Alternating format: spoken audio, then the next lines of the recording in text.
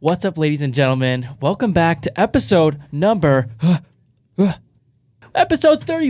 of the Jason Scalora Show. Today, I'm in the studio alone again. Why? I have no friends. Same answer, different day. I don't give a fuck. Today, I'm here with Adam Hutchinson. Woo! Hello. Yay. Yeah, he's here. He's in the background because he will be out in 20 minutes or so. I'm gonna take a video of Adam. I'm gonna put it in just because I'm here with Adam. Here's the setup, by the way. Got the camera, got the Mac, got here, and then there's me. We beat adversity to be here today. Facts, we did. Oh, what am I doing? Yeah, whatever. Actually, I was talking with Adam. He's trying to get into podcasting, so we try to figure out a date to get him in here while I'm setting up so I can show him the whole process of how to do it and, the whole 9 yards. So that's what we've been doing today. And he has 20 minutes till he's dipping out. And he has some questions ready to go, of course, on relationships, because that's all I'm good for. That and my little triceps. What the fuck? So Adam's going to riff away. Ready? I'm ready. Do you want children? Yes. How many? A lot. Like, Genghis Khan a lot or like? Jesus Christ. No. I'm thinking like 7 or 8. Damn. Yeah. Okay. I think, and the reason why is because I want so many kids because I think that I'm going to be just a very busy guy, and I want to make sure that that kids after the age of about 3 or 4 are mainly socialized by their main peer groups, and then when they come home for what I'm hoping to and aspiring to be well-parented children as best as I can with myself and my future wife, that those kids will be role models for the younger kids. And I've noticed also with bigger groups of, children, especially when their parents are, well off financially and mentally, that they're humbled tremendously by their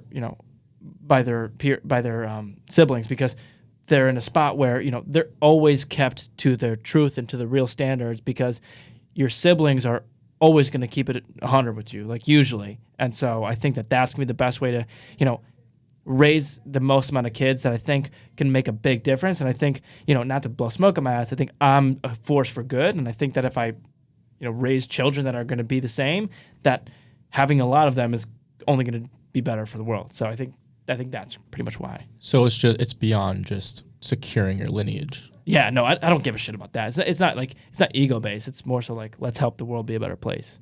Okay. So next question: what is something that's a must-have in a girl? In a girl. In a woman. Yeah, I mean, they're all cliche answers that comes to my mind, but a girl that tells you the truth when it's time to hear the truth. Because if you are in a relationship with anybody, it doesn't have to be an intimate relationship or not. If it's not based in the truth, I don't know what you have, but it's not a relationship. Like, for example, let's say I'm not giving my girlfriend enough time and energy, and she doesn't tell me about it, but then she's lashing out at me, and then when I ask her why she's lashing out at me, she's like, well, because I had a hard fucking day, and you're fucking a piece of shit, or whatever. When in reality, if she had just told me the truth from the start, saying, listen, Jay, like, I need more of your time and more of your effort and more of your energy, and told me the truth and had that honest and open conversation saying, hey, I need more of this and this and this from you because I'm feeling, unloved, I'm feeling unwanted, I'm not feeling heard, so we need to work this out. Things are going to deteriorate very, very quickly. But that all comes from her telling the truth. So. Okay. Next question: what is your ideal first date? My ideal first date would probably be, I like the idea of mini golfing because I think it allows me to see how they handle competition. Are they competitive? Because like if we go mini golfing on our first date, you're gonna see, like, I'm not gonna be a fucking like Michael Jordan, like, I don't, fuck you, we're going, like, put $20 on hole 3, like, that's not what I'm gonna do. But it's gonna be like, I'm gonna be competitive. Like, if she sucks, I'm not going to be, but like, I'm going to be relatively competitive, and I want to see how she handles that competition. When she fucks up, does she scream and, have no emotional control, or does she not care at all about, the competition? I want to see how she handles me paying for her. I want to see how she handles, talking when it's time to when like an awkward situation, like when we're walking between holes, when there's nothing inherently to talk about in this moment. Does she say something spontaneous?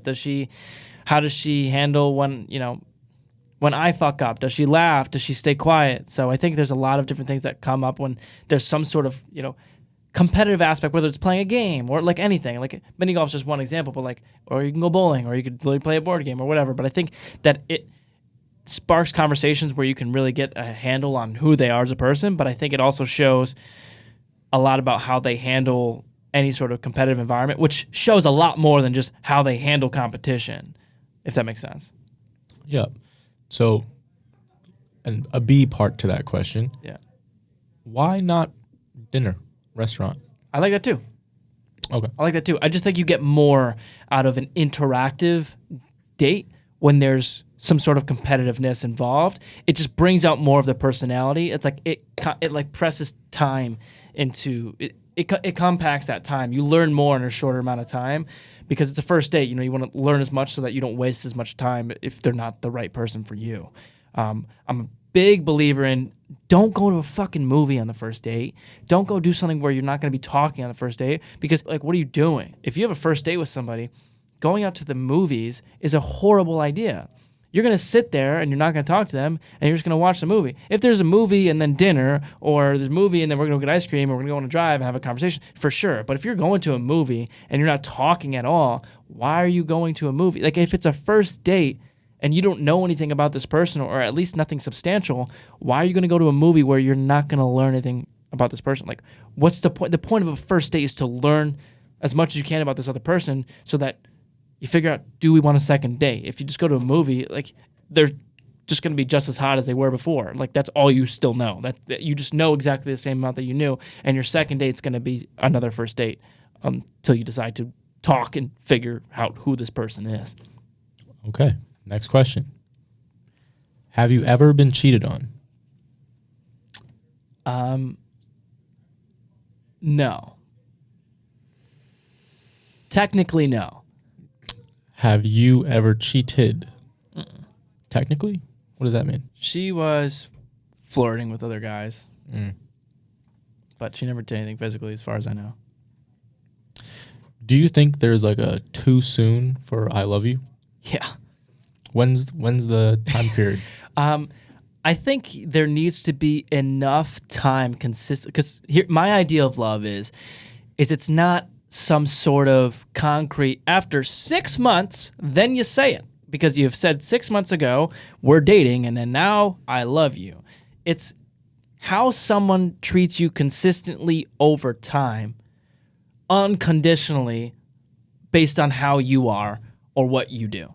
And so when you're treated that way, or you treat somebody that way, where you unconditionally love them, after a certain amount of time, there's going to be a switch that's flipped in your heart that's like, fuck, I love this fucking person. Whether you're in love or you just love that person, it's the same thing. It's I would do anything for this fucking person. This person I will put before myself because they put me before themselves. In the sense where they'll do anything for you, and they've proven that over time. It's not just a one-time thing or some transactional thing where they're trying to get in your pants or whatever it may be. You should base your feelings for somebody and whether or not you're in love with somebody based on how they consistently treat you over an extended period of time, not based on how you feel about that person. That feeling of love will come after they consistently treat you in a certain way, unconditionally. Next question. What do you think your best attribute is as a boyfriend? My immediate reaction is my confidence within myself. Because I would say over 90% of relationships in college, the guy especially is so insecure to the point where he freaks out every time his girl is, texting another guy, or, he'll flip out when she goes to the club. He'll flip out when she goes to a party. He'll flip out if she's wearing a certain article of clothing. For me, bro, I'm extreme on the opposite end of that. I don't give a fuck at all. Wear what you want to wear, go where you want to go, hang out with whoever you want to hang out with. I don't even care if it's an ex-boyfriend or a guy that I know for sure wants to get in your pants.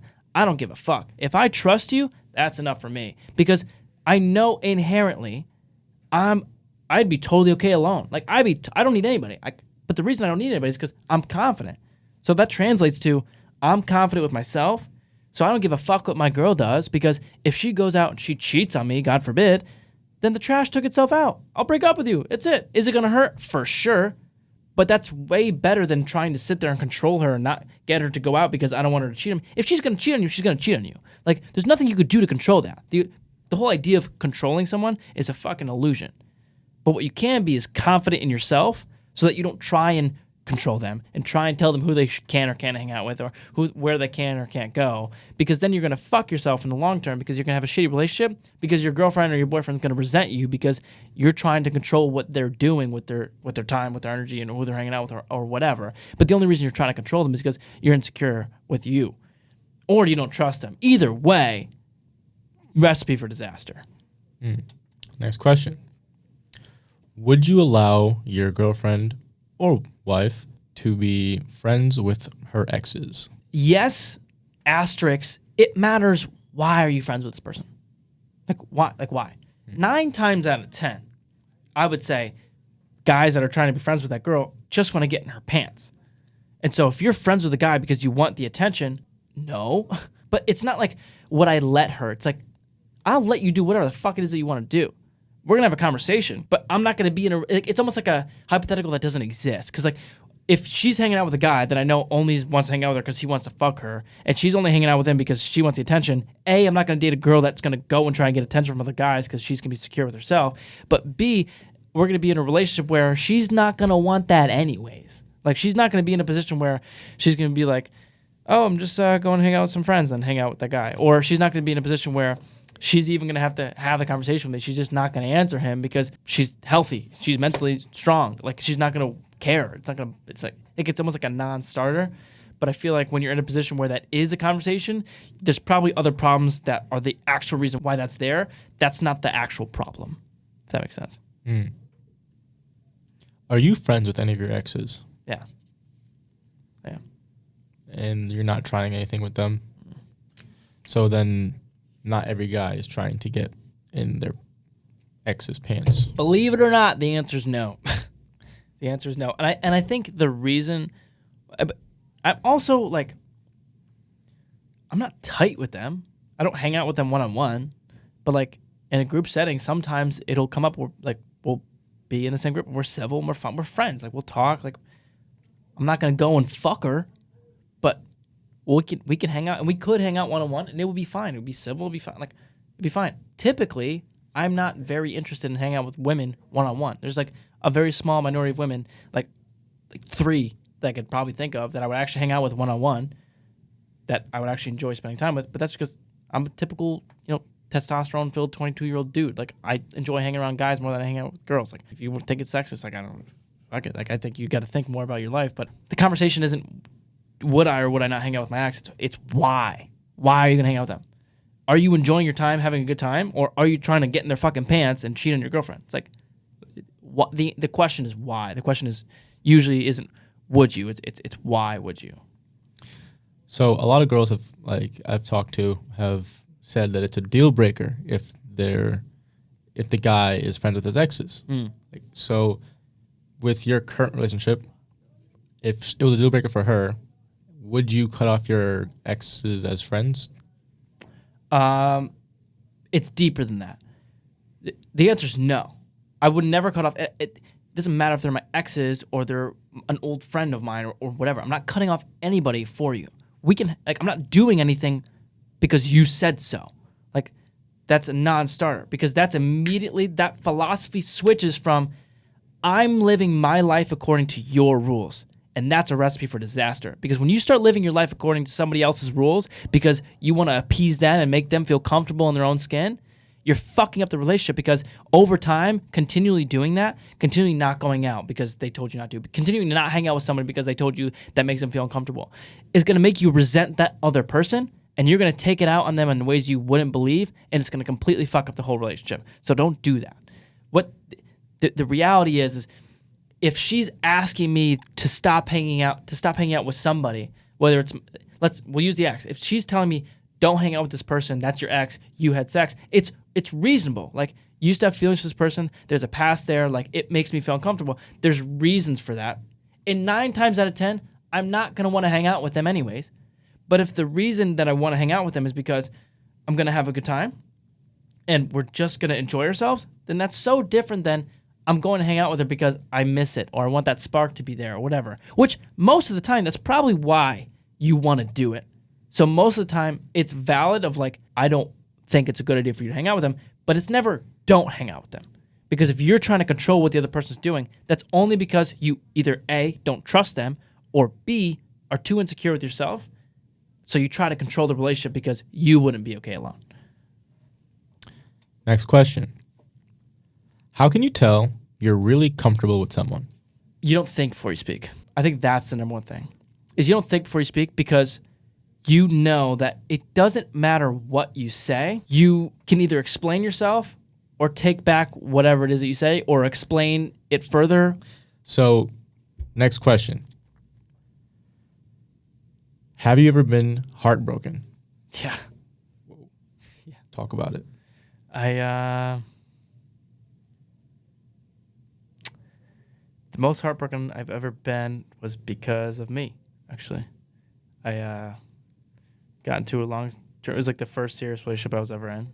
And started, falling hard for her and then didn't know how to handle it and broke up with her and made up a complete lie on why I broke up with her. But the real reason was because I was scared of having such strong feelings for someone because, the possibility of them being hurt.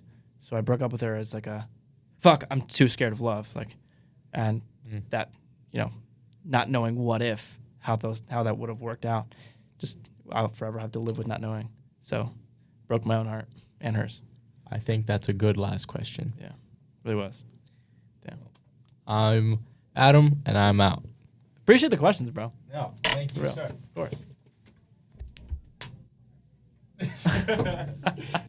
All right. So Adam left. The thing that I wanted to talk about next was about this concept of that I've been talking about with a lot of college students, and it's been a constant theme over and over and over again, which is if you find yourself searching for reasons to stay, that is your reason to leave. I mean, it's fairly obvious. To me, it's fairly obvious. But the reason why it's time to leave is because if you find yourself in a position where you're always justifying somebody else's behaviors, you're always justifying the things that they're saying, your friends are coming up to you and telling you, he or she has done X, Y, and Z, you should probably get out of this relationship, and you're always giving them reasons why, well, he used to be this way, or she used to treat me this way, or he said he'll change, or she said she'll do this in the future. You need to get out of that relationship because all you're doing is prolonging the inevitable. Because here's the thing is if you're in a relationship with somebody and things are not going well and you're always justifying reasons why you're going to stay with them, you're not in love with somebody that actually exists. You're in love with a hypothetical version of somebody that you're not in a relationship with. Because if you're in love with somebody because of who they used to be and how they used to treat you, or you're in love with somebody because of how you think they could treat you or how they say they will treat you, you're not in love with who they are now. And the truth of the matter is the only thing that actually matters is who they are now and how they treat you now. Because that's your relationship. Your relationship isn't what it will be in a year or how it used to be. Your relationship is how it is today, how they treat you every day, today, to date. Not how they used to be when you were in the honeymoon phase when they were trying to chase you, or not how they say they will be in the future. How they are today. And if they're not treating you well today, you need to get out of that relationship. Because you're not in love with somebody that actually exists anymore. And again, I mean, I say this all the time, but I want it to be super clear because a lot of times, I've found myself in this position, and I see countless people finding themselves in that position as well, which is you find yourself in this honeymoon phase with somebody, and it fucks everything up. Because in the honeymoon phase, we all ignore all of the red flags that have been in our face for months. But we like this person, and we're infatuated with them. And so we could spend a couple months where we're in a position where anytime anything negative comes up or any of these major make or break red flags are in our face, we'll just ignore them and write them off because there's so many great things about this person. But then, a couple months pass or the year passes, and now you're in a position where you can't ignore it because, the fact that they're insecure is now killing your energy, is now killing the relationship. But if you had decided to, while you were in the honeymoon phase, not ignore those things, you wouldn't be in this shitty position that you are in now. And the way that I go about it is I write down everything that I could possibly want in a partner. Everything. As specific as I could possibly get. I go back through and I check off the things that are absolute make or breaks, things like honesty, things like being physically healthy, things like being kind, and then that becomes my new list. That is the only list that matters to me. 9 times out of 10, it has nothing to do with physical attractiveness. Sometimes it might be. I don't know. You know, the list is completely subjective. But what matters is when you're in the honeymoon phase with somebody, you look at that list. Because when you're in the honeymoon phase, you're going to ignore all the red flags that are in front of your face because you're in the honeymoon phase. Everything seems amazing to you because sparks are flying and everything's new and exciting. But the truth is there are going to be red flags in your face. The only question is it a make or break? And you have to acknowledge that and accept that from the start, because if you don't, it's going to kill you later on, and that heartbreak's going to be way, way worse. Because if you can acknowledge it in the honeymoon phase, talk about it, try and figure it out, or end things because you know it's not going to end well later, you're going to save yourself so much time, so much effort, so much energy, and a massive heartbreak because you allowed yourself to accept the truth of who they are from the start. I see this all the time with girls and entrepreneurial guys, where the girl will get into a relationship with an entrepreneurial guy thinking from the start, this is amazing, he's super hardworking, he's disciplined, he's kind, he's happy, he's confident. But then a year into the relationship, I just don't get enough of his time and his effort and his energy. What do I need to do to get more of his time? Nothing's changed. He's still working just as much as he was from the start. It's just not as sexy anymore because it's a year into the relationship. If you had acknowledged that from the start, that this was going to be a massive problem and a make or break from you, you would have saved this year of time, effort, and energy, and you would have saved yourself from this massive heartbreak because you would have cut it off from the start because you knew that it was a make or break. Sorry, just got interrupted, but I'm back. What I wanted to talk about was, a message to, this is a message to all young men that are out there that are working on yourself. You're confident, you're getting after it, you're working out, you're working on your career, you're working on getting your money up, you're working on being a better dude, you're working on being a better human being. But you find yourself in a position where most of the girls aren't into you. And I listen, bro, I get what you're going through. I understand. But here's the thing you have to understand. When you're in high school and you're in college and you're getting after it, most women aren't going to be attracted to you because most young women are not into guys that have their shit together. Most young women are into guys that are going to treat them like shit because it's more exciting. And you have to accept that. You're not going to be as exciting to a woman as a guy that's going to lie to her and cheat on her and be disrespectful because most young women, not all, but most immature young women that are insecure with themselves are not looking for a stable guy. They're looking for a guy that's going to give them a fun roller coaster ride. But the truth of the matter is a good fun roller coaster ride isn't fucking fun. It's miserable and it always ends poorly. And I'm sure you could see that, especially if you're in high school and college. I'm sure you see that all the time. I'm sure you see that more times than not. Most relationships are shitty. That's the truth. So that's the thing you have to remember and keep at the forefront of your mind is that if you're a young guy and you're getting after it and you're confident and you're good with yourself, it's going to be very hard for you to find a good woman because most young women aren't looking for a, truly confident guy. They're looking for fake confidence that's masked with treating him like shit and, ignoring them and playing the game of, enjoying the chase. Mature guys aren't looking for the chase. Mature women aren't looking for the chase.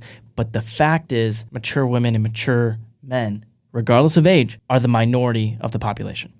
And so in order to find a mature partner as a mature man or as a mature woman, it's going to be hard because most people aren't going to, want that because most people don't like the truth. Most people don't like, when you're open and honest about actually everything. Most people aren't vulnerable. That's what you need for a healthy relationship. So it's very easy to get discouraged because most people aren't like that. But truth of the matter is if you're good with you and you're confident and you're getting after it, you already know that. People that are confident getting after it and are living a fulfilled life and chasing their dreams are going to be very hard to find. It's the 1% searching for the 1%. That's why those relationships are damn near impossible to find. Because most people aren't doing that. So if you're in a position where you can't find a good, solid partner, understand that you got to be patient because most people aren't like that. Most people aren't happy and fulfilled. Most people aren't actually ready for a healthy relationship. So keep that in mind, because it's easy to get discouraged by seeing how many people are in relationships. Just because there are a lot of people in relationships doesn't mean that there's a lot of people in good relationships. Because people that are in good relationships are the vast minority compared to the people that are just in shitty relationships, which is the majority. So keep that in mind. Don't be discouraged. Be patient. Keep doing you, and don't settle. Most importantly, don't settle. It's so important. It's so important to understand this. It's way, way better to be happy and single than it is to be miserable in a relationship. Don't settle for a shitty relationship because you want a relationship. Be patient. Be patient. If you're in a position where you're feeling upset because everybody you know is in a relationship, you have to understand that you're comparing apples to oranges. It's not the same thing. You're not the same person. You're different. Especially if you're into self-improvement and making your life better. Most people aren't. So for you to be comparing yourself to them is not reasonable. Like, would you want their girlfriend or their boyfriend? Probably not. And I'm sure you have a strong list of reasons why. Keep doing you. Be patient, and it will come. Trust me, it will come. Just be patient with yourself. It's all going to work out, my handsome friends. But yeah, thank you so much for tuning into episode number 31 of the Jason Scalora Show. If you have any other comments or questions or whatever that you want to send in, feel free. I'll be clipping up everything, putting on my Instagram, whatever, at Jason Scalora, JASONSCALORA. That's it from me. Love yourself because I love you, and stay handsome.